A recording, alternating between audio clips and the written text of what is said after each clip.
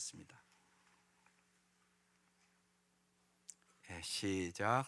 이에 갑자기 큰 지진이 나서 옥토가 움직이고 문이 곧 다 열리며 모든 사람의 매인 것이 다 벗어진지라.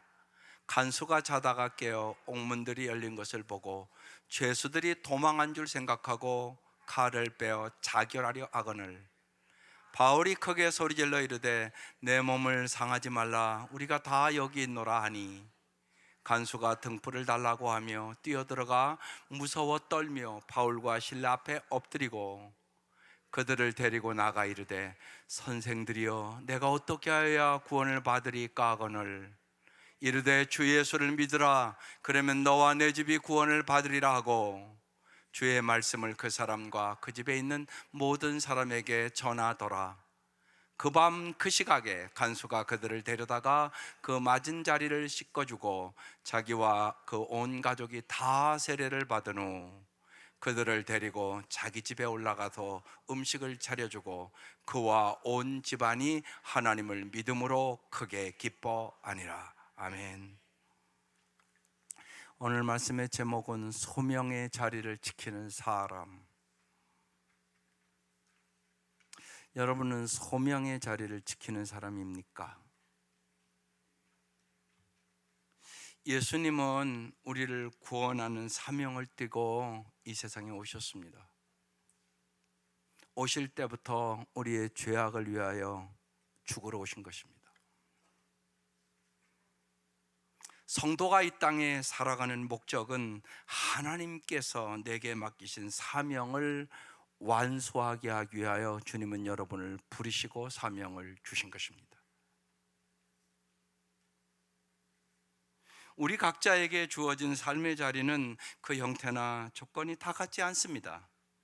그러나 어떠한 형태와 조건의 자리든 하나님께서 주신 소명의 자리로 알고 자기의 의지를 다해서 그 자리를 믿음으로 지킬 때 그 자리를 통하여 하나님의 뜻과 하나님의 섭리가 이루어진다는 것입니다.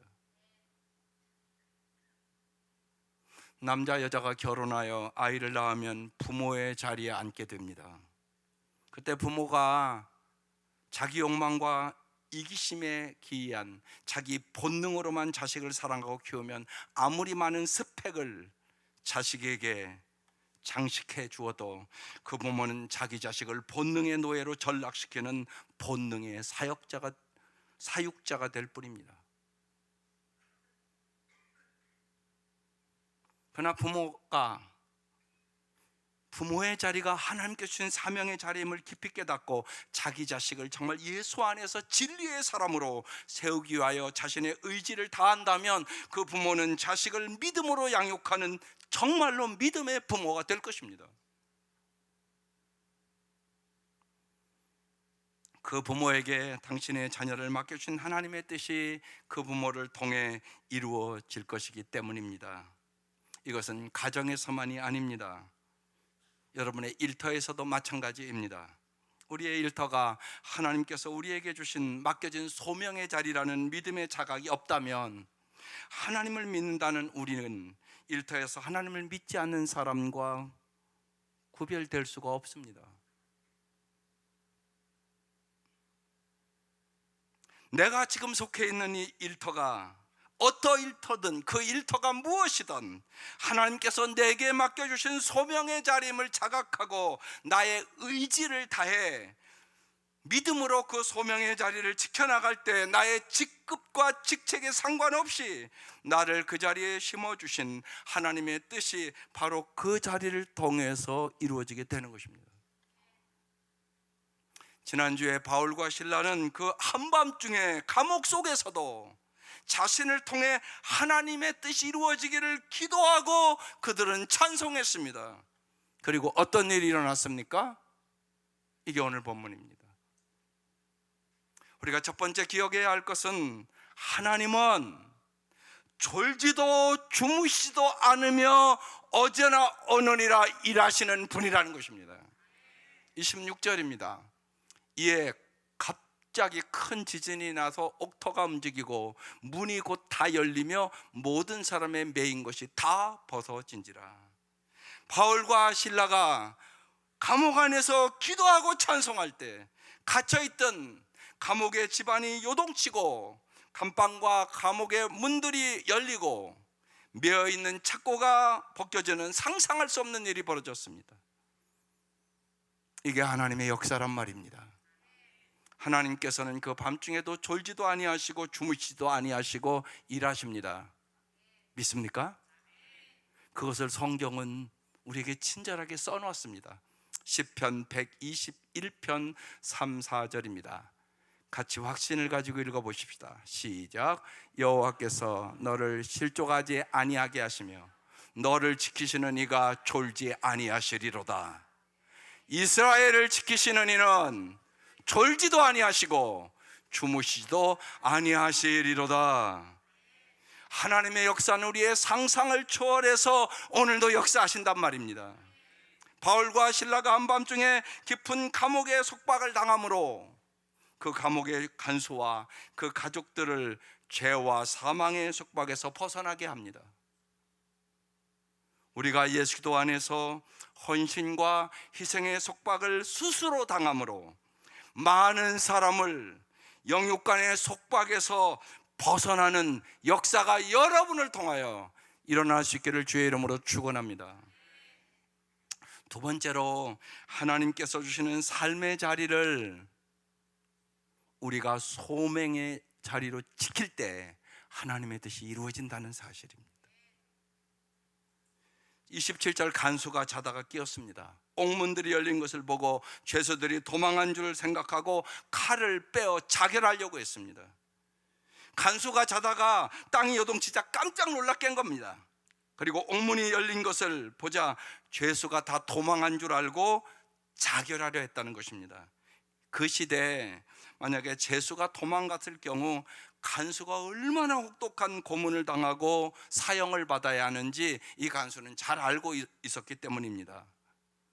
그때 28절에 바울이 크게 소리질러 이르되 내 몸을 상하게 하지 말라, 우리가 다 여기 있노라, 이렇게 외쳤습니다. 바울은 간수가 자결하려 함을 보고 우리가 감방 안에 그대로 있으니 내 몸을 상하여 자살하지 말라고, 우리가 다 여기 있노라 큰 소리로 외쳤다는 것입니다. 여기 잘 보십시오. 우리가 다 여기 있노라. 만일 바울과 실라가 빨리 감옥을 도망하여 빠져나갔다면 그날 그 간수는 비극적인 자살로 인생을 마쳤을 것입니다. 저는 이 말씀을 볼 때마다 그 생각이 듭니다. 내가 전도하지 않아서 자살하는 사람은 없을까? 요사이 자살하는 사람들이 참 많습니다. 여러분 주위에도 있을 수 있습니다. 만약에 내가 복음을 전하지 않아서 옆 사람이 자살했다면 나는 아무렇지 않은 것입니까? 바울과 실라는 얼마든지 벗어날 수 있는 감방 안에 그대로 앉아 이때 흉악범이 아닌 참된 그리스도인들이었기 때문에 그를 통해 간수와 그의 가족들이 구원을 얻는 하나님의 놀라운 역사가 오늘 본문에 일어났다는 것입니다. 여기서 우리는 소중한 깨달음을 얻으셔야 합니다. 하나님께서 주시는 삶의 자리를 인간이 자신의 의지를 다해 소명의 자리로 지킬 때 바로 그 소명의 자리를 통해 하나님의 뜻이 이 땅에 이루어진다는 것입니다. 우리는 나의 가정이 진정 믿음의 공동체로 세워지기 위하여, 나의 일터가 참된 화합의 공동체로 세워지기 위하여, 우리나라가 하나님의 공의와 사랑의 공동체로 세워지기 위하여 하나님의 꿈이 이루어지도록 소명의 자리를 지켜야 하는 것입니다. 에스더서 4장에 모르드게가 에스더에게 이렇게 말합니다. 너의 왕후의 자리에 오른 것이 이 백성을 구원하기 위한 자리가 아니겠냐? 너에게 왕후의 자리를 준 것이 왜 그렇게 했느냐고 물어보는 것입니다. 여기에 에스더가 어떻게 반응합니까? 금식하면서 죽으면 죽으리라고 반응합니다. 그리고 그 민족을 구원합니다. 미국이 오늘날과 같이 오바마와 같은 흑인 대통령이 되는 사회로 발전하게 된 꼭지점에는 한 사람의 후긴 마틴 루터 킹 목사가 있었습니다. 그는 자신이 태어난 미국을 백인과 흑인이 예수 안에서 화합하는 소명의 자리를 일구기 위하여 인종차별주의자에 의하여 총에 맞아 숨을 거둔 그 순간까지 자신의 의지를 다해 흑인과 백인을 진심으로 사랑했습니다. 우리는 1963년 링컨 기념관에서 25만 명이 운집한 가운데 마틴 루터 킹이 한 유명한 그 연설을 기억합니다. 다시 한번 제가 읽어드리겠습니다. 오늘 여러분에게 이 말씀을 드리고 싶습니다. 지금도 그렇고 앞으로도 많은 어려움을 겪어야겠지만 나에게는 꿈이 있습니다.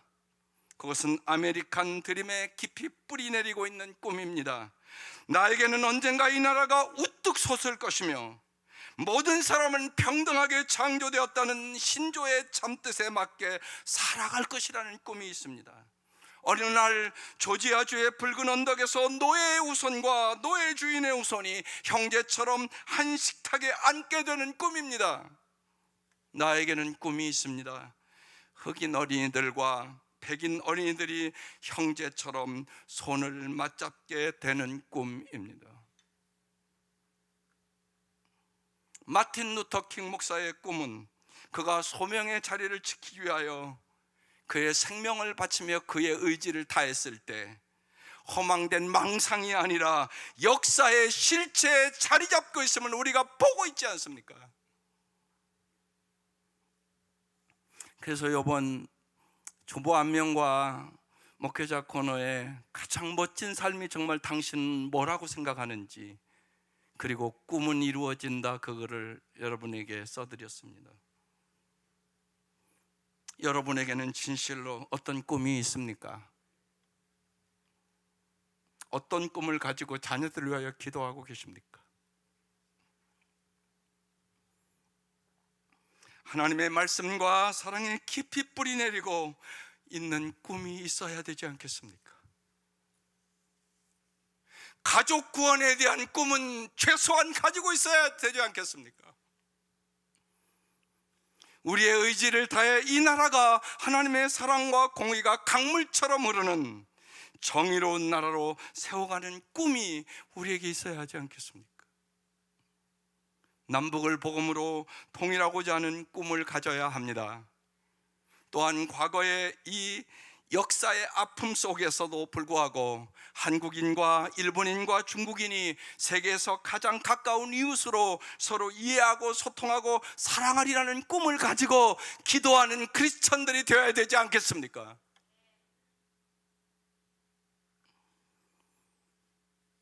여러분의 꿈은 진짜 무엇입니까? 어떤 꿈을 가지고 간절히 기도하고 계십니까? 29절에 간수가 등불을 달라고 하며 뛰어들어가 무서워 떨며 바울과 실라 앞에 엎드렸습니다. 간수는 얼마든지 감옥에서 도망갈 수 있는 상황인데도 감옥 안에 있는 바울과 실라를 보고 그들의 의연함에 압도당했습니다. 그리고 바울과 실라 앞에 무서워 떨며 엎드렸다는 것입니다. 그리고 질문합니다. 세 번째, 여러분 잘 깨달아야 될 것이 있습니다. 하나님께 질문하는 사람만 하나님의 말씀을 통해 답을 얻을 수 있습니다.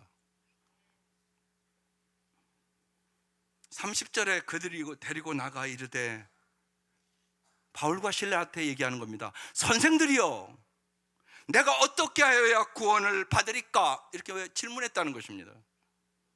선생님, 퀴리오스, 헬라어로 주님이라는 뜻입니다. 주님, 내가 어떻게 하여야 구원을 받으리까? 여러분 같으면 이 상황에 뭐라고 말할 것 같습니까? 이렇게 말하지 않겠습니까? 자살하지 않도록 도와주셔서 감사합니다. 또 어떻게 도망가지 않고 이곳에 있습니까? 여러분 상식적으로 여러분 그렇게 묻지 않겠습니까? 그러나 이 간수는 내가 어떻게 하여야 구원을 얻을 수 있겠습니까? 질문했습니다. 이 질문은 간수의 마음속에 평소에 항상 구원에 대한 질문이 있었기 때문에 이 위기의 상황 속에 이런 질문을 했다는 의미입니다. 우리는 여기서 잘 진짜 깨달으셔야 합니다. 특별히 자녀 교육을 할 때도 잘 질문하는 부모들 되시기를 바랍니다. 질문하는 사람만 답을 얻을 수 있습니다. 질문이 진지한 만큼 진지한 답을 얻을 수 있습니다. 우리는 하나님을 믿기에 참된 그리스도인으로 보다 성숙하게 살기 위하여 믿음으로 질문을 반드시 해야 되는 것입니다. 그럼 질문해 보겠습니다. 나는 하나님 보시기에 참된 그리스도인입니까? 하나님의 음성을 들으시란 말입니다. 하나님 뭐라고 말씀하는지 물어봐야 대답해 줄 거 아닙니까? 나는 진정한 믿음의 부모인가? 나는 크리스찬 부모로서 내 자식을 하나님의 말씀 안에서 바르게 양육하고 있는가? 그런 생각이 깊이 들어서 아동 세례를 주기로 결단하고 어제 교육했습니다. 아마 그 아이도 주일학교를 여러 해 다녔다고 제가 생각하는데 물어봤습니다. 천국, 지옥이 있느냐고. 잘 모른다고 그랬습니다. 그럼 너는 어디로 갈 것 같냐? 중간으로 가고 싶다고 그랬습니다.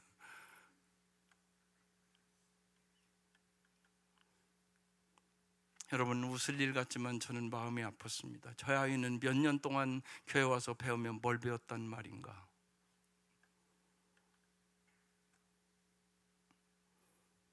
나는 그리스도인다운 남편인가? 나는 정말 그리스도인다운 아내인가? 나는 우리 사회를 하나님의 말씀 위에 바로 세우는 사람인가? 배금주의가 판을 치는 이 세상 속에서 나는 정의를 쫓아 정직하게 살아가는 사람인가? 하나님께 질문하는 사람만 하나님 말씀을 통해 답을 얻을 수 있습니다. 하나님은 여러분의 질문에 반드시 답을 주십니다. 오늘 증명해 주지 않습니까? 내가 무엇을 해야만 구원을 얻을 수 있겠습니까? 간수의 질문에 네 번째, 하나님은 바울을 통해 구원의 답을 주시지 않습니까? 여러분이 잘하는 말씀입니다. 31절 같이 읽어보겠습니다. 시작. 이르되 주 예수를 믿으라. 그러면 너와 내 집이 구원을 받으리라. 그럼 진짜 생각해 봅시다. 당신이 예수 믿어서 당신과 당신의 가정 구원 받았습니까?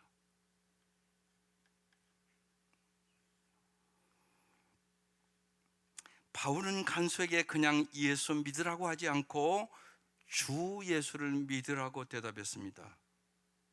예수님을 퀴리오스, 주님으로 믿으라는 뜻입니다. 당시의 노예는 주인을 퀴리오스, 주님이라고 불렀습니다. 노예는 자신의 주님이 무엇을 시키든 시키는 대로 행하는 사람입니다. 바울은 간수에게 이 세상에서 인간의 주님이 될 수 있는 분은 오직 예수뿐임을 제일 먼저 일깨워 준 것입니다. 여러분은 진실로 예수님만이 당신의 주님이십니까? 내 감정대로, 내 기분대로, 내 생각대로, 내 마음대로 살아가지는 않습니까?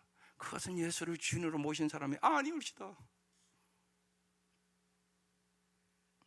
간수는 내가 무엇을 하여야만 구원을 받을 수 있습니까? 물었습니다. 간수는 구원을 받기 위해서는 무엇인가 선행을 행하는 것이 구원의 조건으로 필요하다고 생각한 겁니다. 그 질문에 바울은 주 예수를 믿으라고만 대답했습니다. 인간의 어떤 행위도 공로도 구원의 조건일 수 없다는 것입니다. 그래서 어제 그 아이들에게 요한복음 3장 16절을 애워라고 그랬습니다. 여러분들 꼭 애울 수 있기를 바랍니다. 시작. 하나님이 세상을 이처럼 사랑하사 독생자를 주셨으니 이는 그를 믿는 자마다 멸망하지 않고 영생을 얻게 하려 하심이라. 아멘. 구원의 출처는 전적으로 하나님의 사랑, 하나님의 일방적인 은총입니다. 우리는 왜 예수님만 믿어야 구원을 얻을 수 있습니까? 예수님만 인간의 죄값을 치르기 위하여 십자가에 돌아가셨다가 부활하셨기 때문입니다. 주 예수를 믿으라. 그리하면 약속이지 않습니까? 너와 내 집이 구원을 받으리라. 너와 내 집이, 이 말씀을 오해하지 그런데 마셔야 합니다. 나 한 사람이 대표로 믿으면 나머지 사람도 구원받는다는 의미가 아닙니다. 우스운 얘기로 남자들 중에 자기 아내 치맛자락 붙들고 간답니다. 그럴 수 있습니까? 여기 헬라어의 의미는 너 한 사람이 예수를 믿어 구원을 얻으면 너를 통해 내 주위의 사람들도 각각 예수를 믿음으로 모두 구원에 이른다는 뜻입니다. 그럼 잘 보세요. 주 예수를 믿으라. 여러분, 믿는다는 의미가 무엇입니까? 믿는다, 헬라어 피스티스, 신실이라는 뜻입니다. 믿는다는 것은 신실해진다는 뜻이란 말입니다. 길이요 진리요 생명이신 예수님을 자기 생의 주인으로 정녕 믿는다면 누구든 그의 삶이 예수 안에서 신실해질 수 있다는 뜻입니다. 그때 우리의 신실한 삶을 통하여 하나님의 구원의 은총이 우리의 가정과 우리 주위 사람들에게 어찌 스며들지 않겠습니까? 이런 의미에서 주 예수를 믿으라. 그러면 너와 내 집이 구원을 얻으리라. 바울의 답변은 복음의 핵심입니다. 그럼 여기서 여러분, 우리가 생각해 봐야 되잖아요. 내 가정이, 내 가족 중에 구원을 얻지 못했다면 내가 신실하게 믿음 생활을 한 것입니까?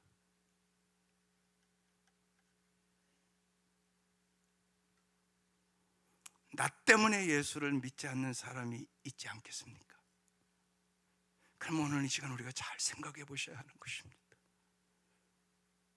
내가 먼저 회개해야 구원의 역사가 일어나는 것입니다.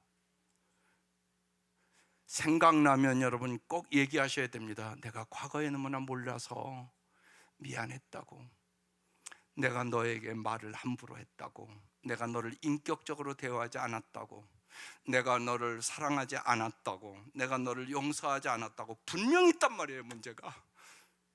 그 문제를 가지고 진실하게 하나님 앞에 먼저 나의 죄를 고백하고 사람에게도 미안하다고, 내가 그때 잘못했다고, 그래서 내가 너를 예수 믿지 못하게 했다고, 여러분 이런 고백을 오늘 결단하시기를 주의 이름으로 축원합니다. 있단 말입니다.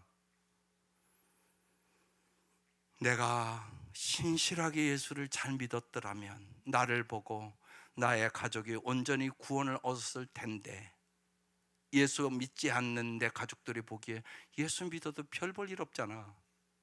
그러면 어떻게 구원할 수 있겠습니까? 오늘 말씀이 그 말씀이란 말입니다. 주 예수를 신실하게 잘 믿어라.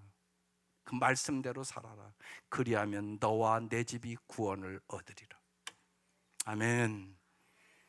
마지막으로 하나님은 온 집안이 하나님을 믿고 기뻐하기를 원하십니다. 30절 주의 말씀을 그 사람과 그 집에 있는 모든 사람에게 전했습니다. 33절 그 밤 그 시간에 간수가 그들을 자기 집으로 데려다가 그 맞은 자리를 씻겨주고 자기가 온 가족이 다 세례를 받았습니다. 34절 같이 읽겠습니다.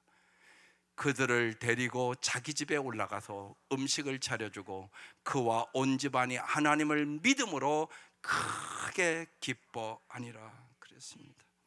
바울과 실라로부터 예수 그리스도의 복음을 영접한 간수는 그의 가족과 함께 세례를 받음으로 온 가족이 구원받는 하나님의 자녀가 되었습니다.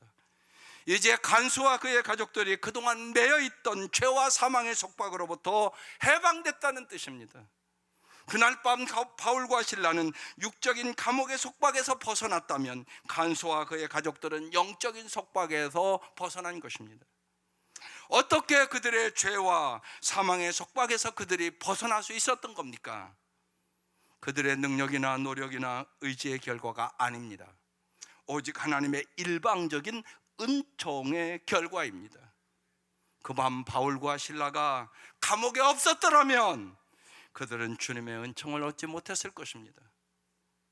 오늘날 수많은 선교사들이 물설고 낯선 땅에서 헌신과 사랑과 섬김의 속박을 당했기에 우리까지도 죄와 사망의 속박에서 구원받아 오늘 이 자리에 와 앉아 있는 것입니다. 선교 140주년입니다. 올해가 1985년 4월 5일 날 한국에 온 아펜젤러 선교사는 이 땅에 와서 처음에 이렇게 간절히 기도했습니다. 우리는 부활절에 이곳에 왔습니다.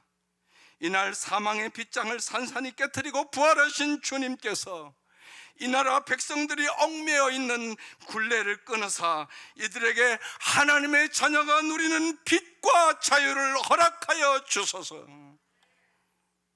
그는 17년 동안 이 한국을 위하여 몸과 마음과 뜻을 다 바치고 선교하다 배를 타고 서해를 가다가 한국 사람 한 사람이 안 보여서 배 밑창으로 들어가다가 배가 침몰돼서 죽었습니다. 그들의 희생과 헌신으로 오늘 우리가 이 자리에 와 있고 한국 교회가 이만큼 부흥된 것입니다. 영국의 C.S. 루이스는 그에 져서 예기치 못한 기쁨이라는 유명한 책에서 이렇게 말합니다. 기쁨은 마음의 상태 혹은 느낌이므로 기쁨 그 자체는 중요하지 않다.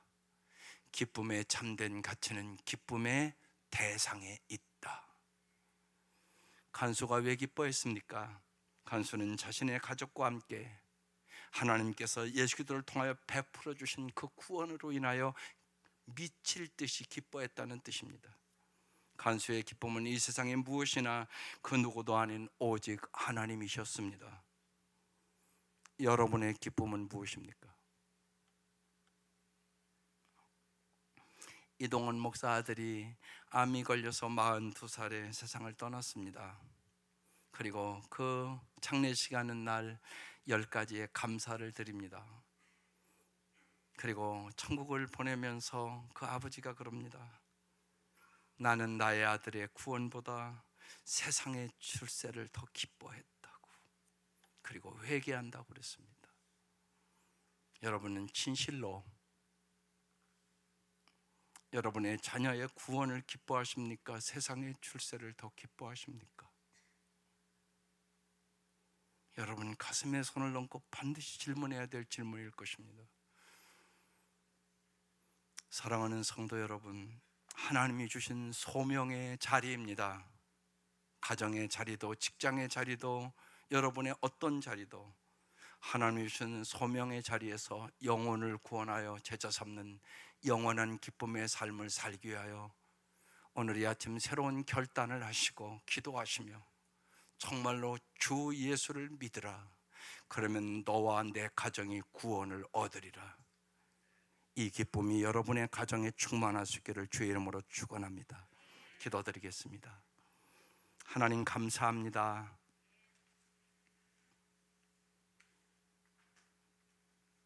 오늘 이 아침 사랑하는 성도들에게 깊은 깨달음을 주시옵소서.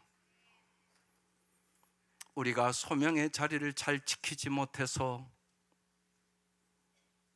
구원받지 못한 영혼들이 생각나게 하여 주시고 그들을 위하여 간절히 눈물로 기도하게 하시옵소서.